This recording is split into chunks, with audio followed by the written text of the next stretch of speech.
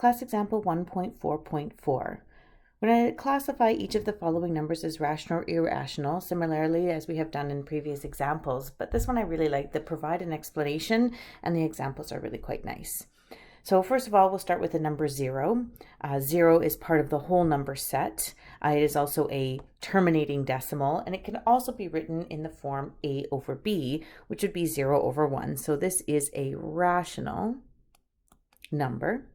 And so in our explanation, you have a choice of 3. I'm going to say that 0 over 1, which is still equal to anything over 1 is just itself. So this can actually be written as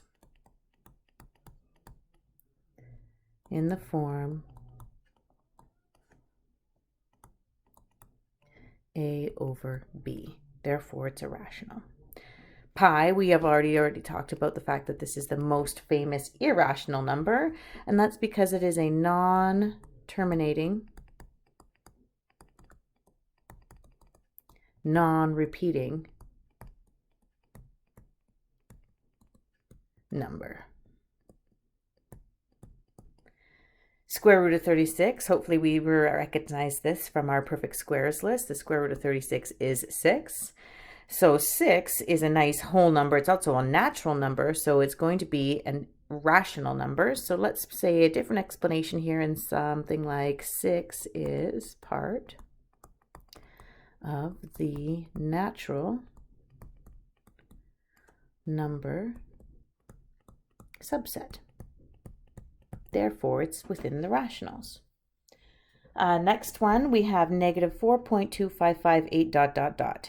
Now, first of all, in the 4 decimals that we see, we do not see a repeating pattern, so we cannot assume it's going to repeat. And I see that ...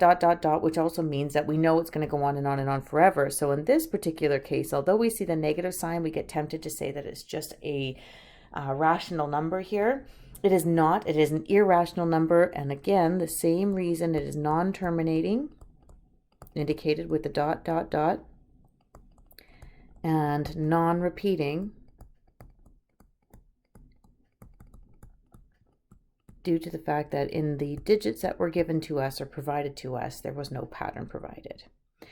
Next, we have the same number, negative 4.2558, but this time it terminates. The second that we have a terminating decimal, it becomes a rational.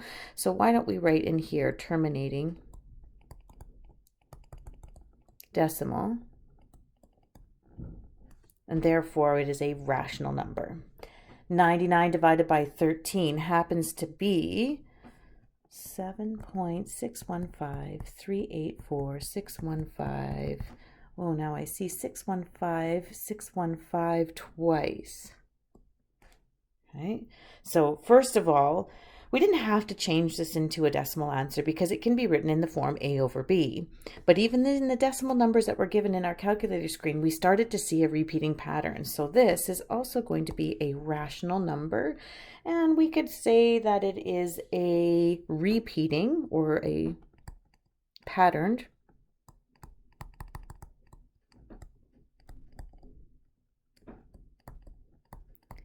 So different explanation for each of these, which is kind of nice.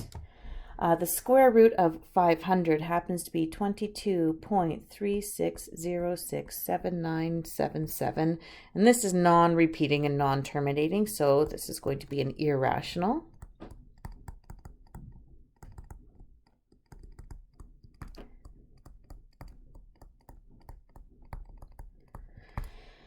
.3 repeating literally has that nice line in front of it, so anything that repeats is going to be a rational number, so we can write repeating decimal.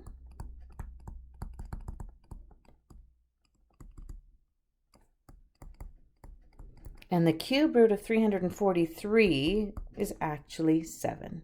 And 7 is a rational number. And we could write again that it is maybe a terminating decimal. We could write it can be written in the form a over b, because I can write that as 7 over 1. So why can't we say is written in the form